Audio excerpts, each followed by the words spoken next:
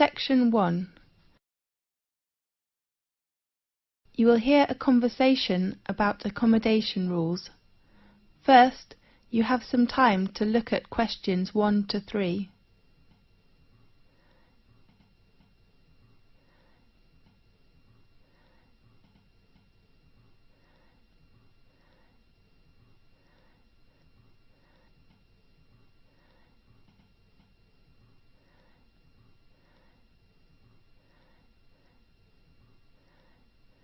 You will see there is an example that has been done for you. On this occasion only, the conversation relating to this will be played first. Good morning, everyone. I'm your accommodation advisor. Well, firstly, welcome to Thomas House, which is one of the most popular accommodations in our university. I will give you an introduction about the house and answer your questions. The name of the house is Thomas House, so Thomas House has been chosen. Now we shall begin. You should answer the questions as you listen, because you will not hear the recording a second time. Listen carefully and answer questions 1 to 3. Good morning, everyone. I'm your accommodation advisor. Well, firstly, welcome to Thomas House, which is one of the most popular accommodations in our university. I will give you an introduction about the house and answer your questions. As you know, the building was constructed in the middle of the 18th century and was used by the family of Thomas. That's, of course, how the house and university got its name. We repaired it and added some new and modern facilities last year. Excuse me, advisor? Yes? What kind of facilities are there in Thomas House? There are 3 floors. A front hall and a dining room are on the ground floor. Does the house have a garden? Of course. And a garage? No, we don't provide parking lot to students. Okay. A small gym with some new equipment is on the 2nd floor. Does it have a computer room? No, I mean a leisure room on the 2nd floor, and you can find a comfortable lounge with a big balcony on the same floor. How about bedroom and bathroom? They are both on the top. How many students are there in one flat? 4 to 6. I wonder if I have to share a bathroom with others. No, we provide every student a bedroom and a bathroom. Great.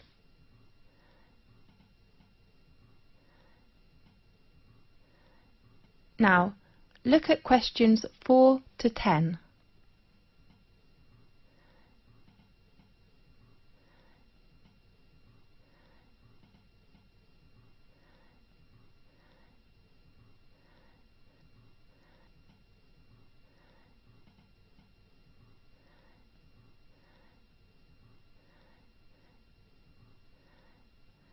Now listen carefully and answer questions 4 to 10.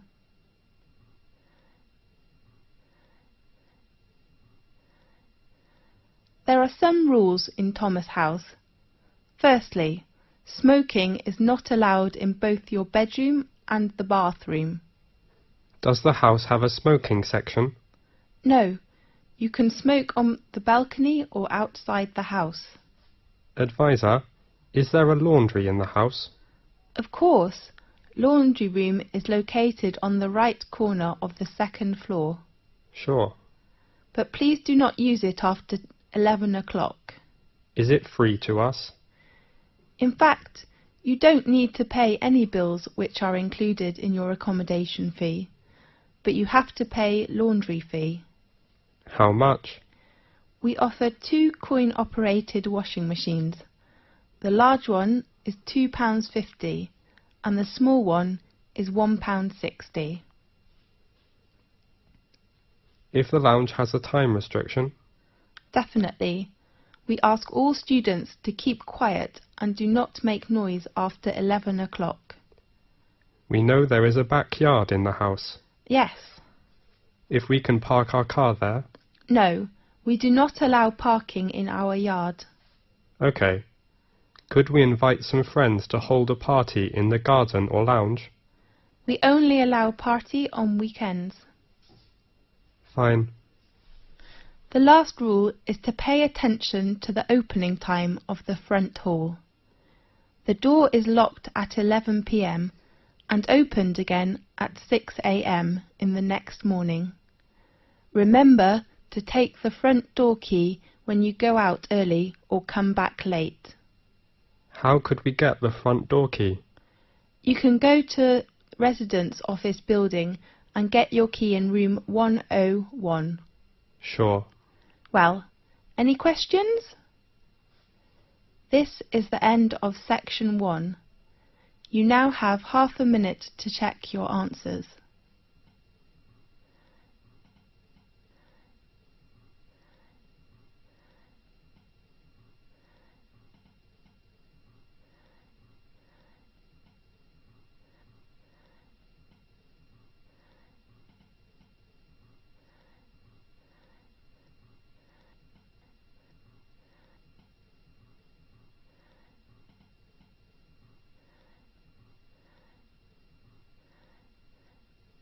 Now turn to section 2. Section 2. You will hear an introduction about sports matches. First, you have some time to look at questions 11 to 17.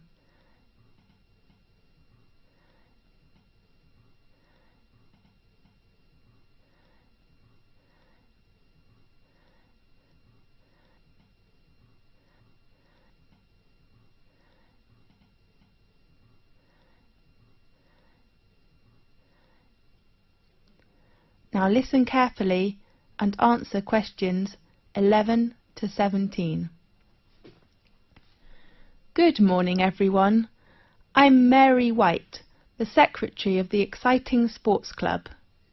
Welcome to attend Match's arrangement meeting. I know you are looking forward to a great season. Now, I'd like to give you a short introduction to our arrangement in this season. This season, we still have 2 competitions. One is tennis and the other is soccer. Let's start with tennis. There will be 6 teams competition. We hope the players' ages are between 16 and 22 years old. While the number of soccer teams is only 4 in this season, because we hope all players' ages are no more than 20 years old. Now, in this new season there are some changes. The first one is the venue.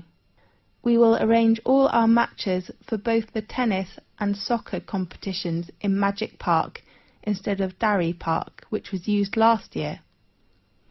Tennis matches will be arranged on Court 2 and Court 4 will hold soccer matches. Our match schedule: all tennis matches will be played on Sunday afternoons. All matches will begin at 2 o'clock. Soccer matches in this season will be played at 7 o'clock on Saturday evenings. The joining fee is still £30, including a new sport gear. We still offer a week of training session before formal match for our new players. There are 2 training sessions at 3 p.m. to 5 p.m. on next Friday and Saturday afternoon. The fee is only £12. Now, I'd like to introduce the coach of each training session, George Hanson, who has been supervised the tennis teams for over 4 years, will still be coach this season. While we will invite a good soccer coach who has enough patience and professional skills to work as this season's soccer coach. His name is Paul Batt.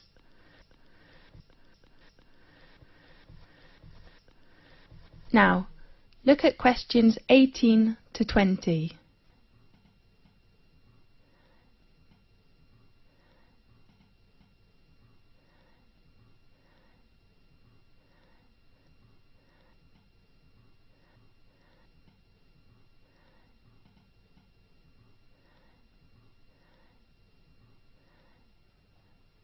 Now, listen carefully and answer questions 18 to 20. In addition, we offer some activities to thank all players. Please look at your brochure. There are some activities and their time arrangements. At the beginning, we hope to start the season with a barbecue dinner on next Saturday in Magic Park. I do really hope all players will go there to enjoy the dinner, and you may invite your relatives and friends. Of course they have to pay a little fee, with just £5. And then, after the final match in the season, we will vote this season's MVP, the most valuable player. The 2 players from tennis team and soccer team will gain an honour and a prize from our sports centre. This season we hope all players can send a confirm letter to us to ensure our match arrangement. So please write to us before the deadline. It is on Thursday, 18th of April. Our secretary, David Black, is in charge of collecting fees and your letters in this season. His room number is 214 and his phone is 332567. This is the end of section 2. You now have half a minute to check your answers.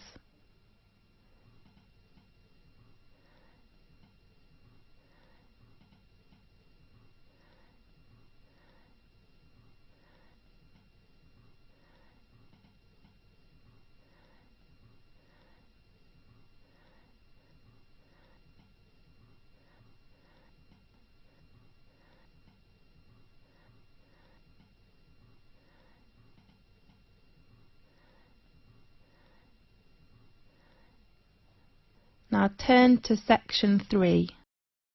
Section 3. You will hear a conversation about a student thesis. First, you have some time to look at questions 21 to 24.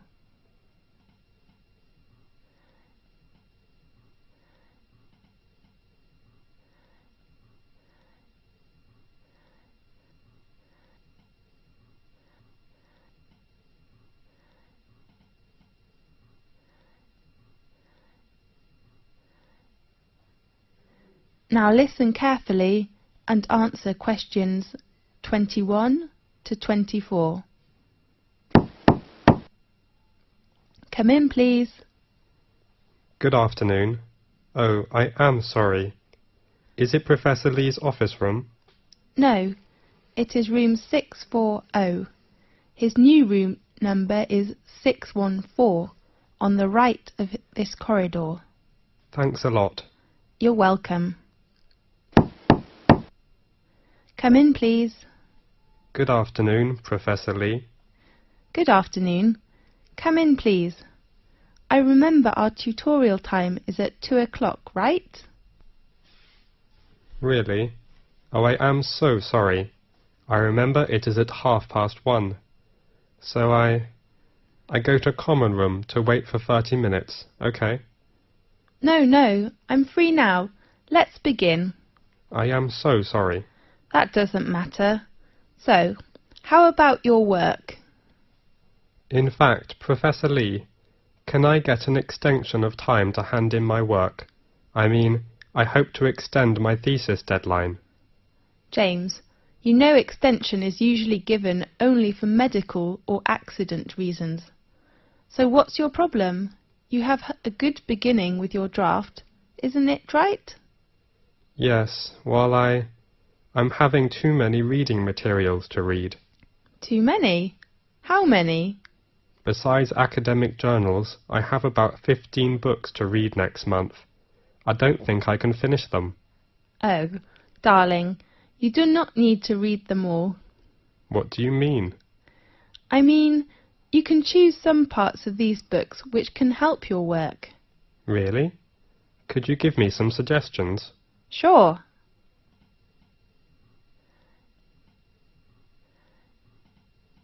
Now look at questions 25 to 30.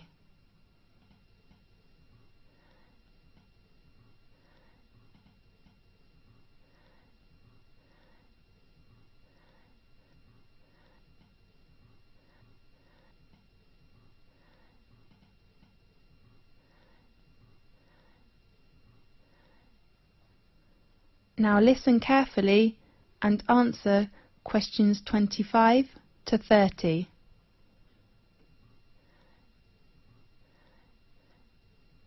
Do you bring your reference book list? Yes, I take it. Let's see. First, the book by Bayer. I think it is really worth reading. Read it all? Yes, the topic of the book is nearly the same field with you.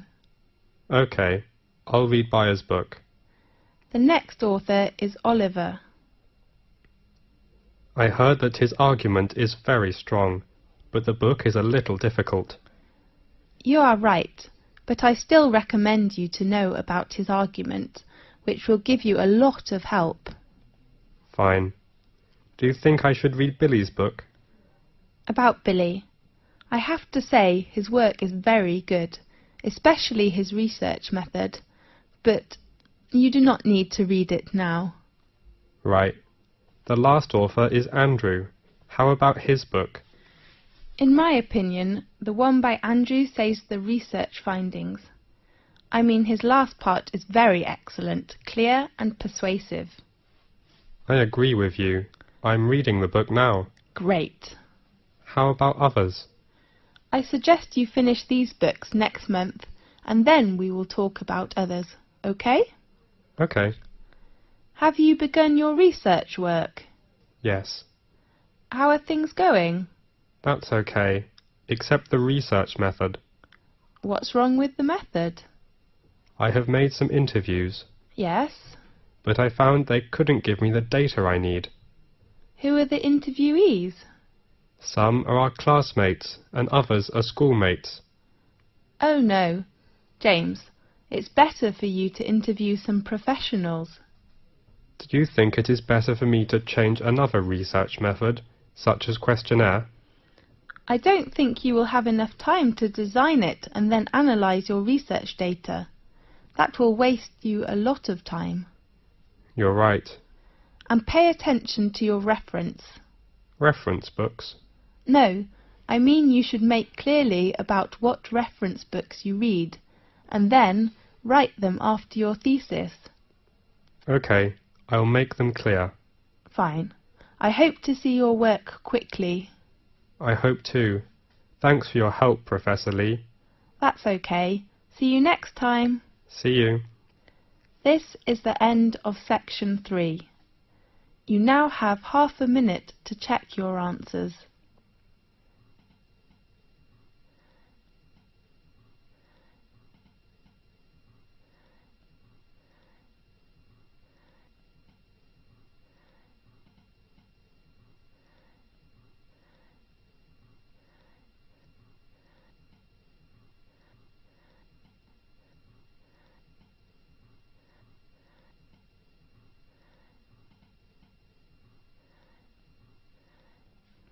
Now turn to section 4.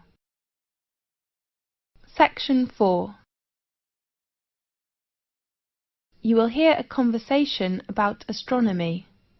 First, you have some time to look at questions 31 to 40.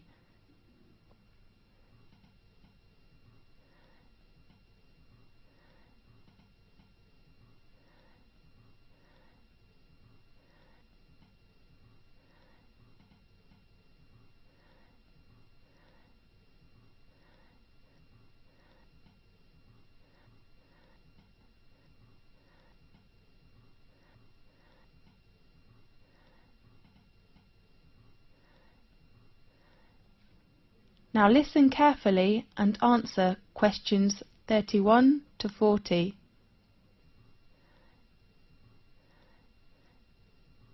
This is Magic Time from the BBC.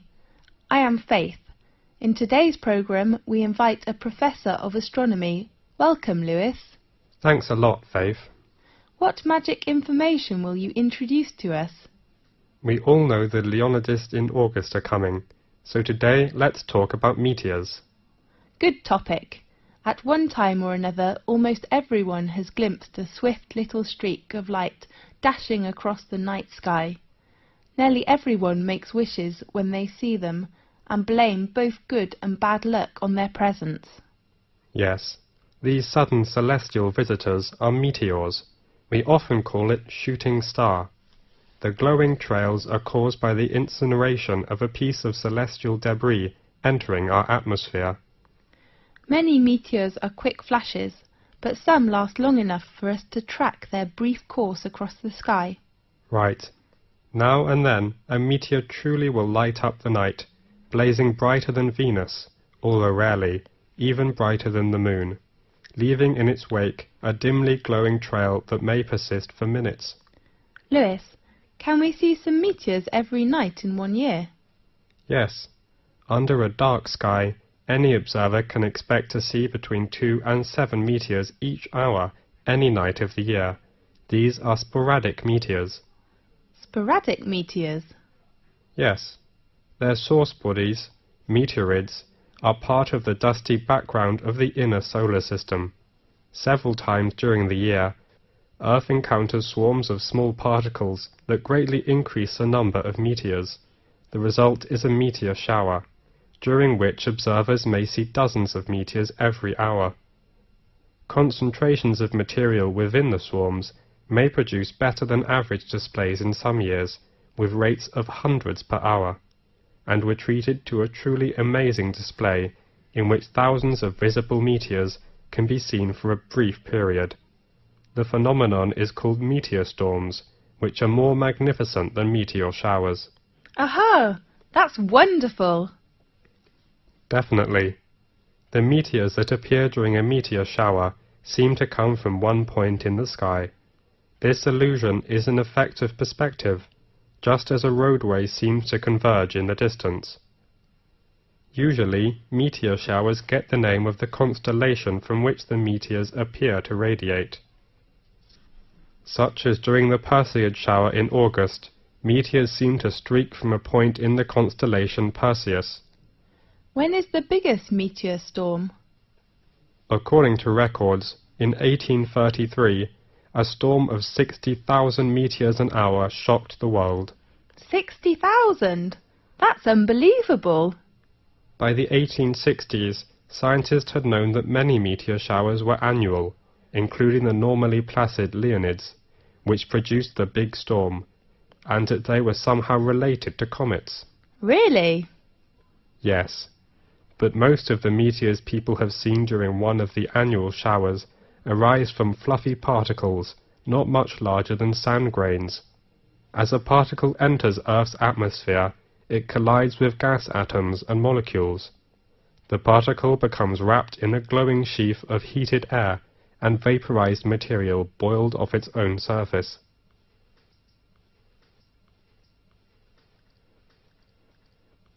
Whether meteor is very near to us when it appears? No.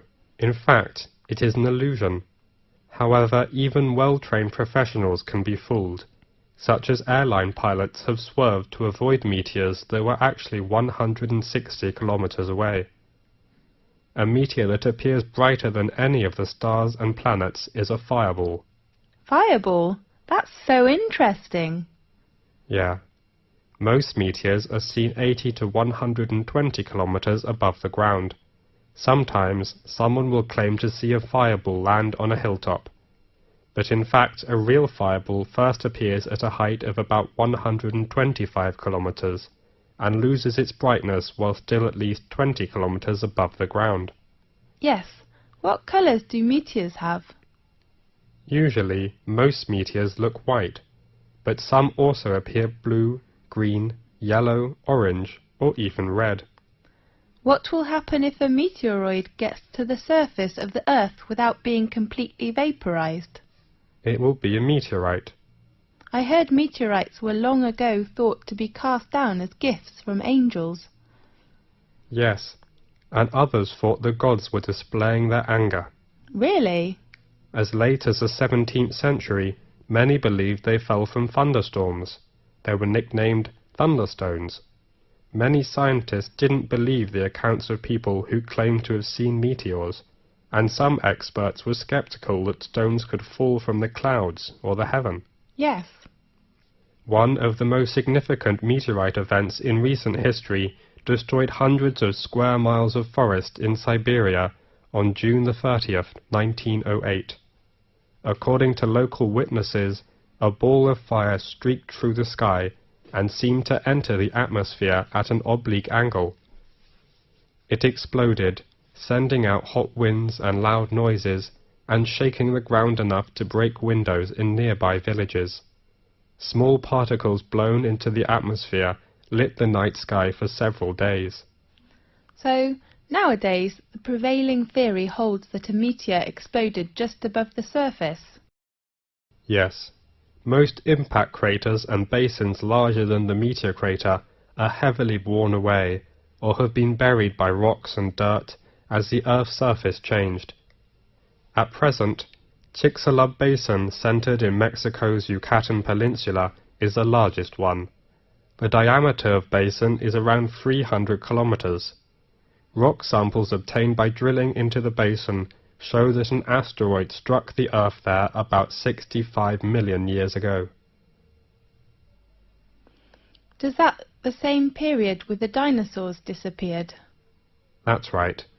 Many scientists believe this debris caused climate changes which made the dinosaurs not survive. We do really hope that will never happen again. Right. OK, thanks for watching today's programme. See you next week. This is the end of section 4. You now have half a minute to check your answers.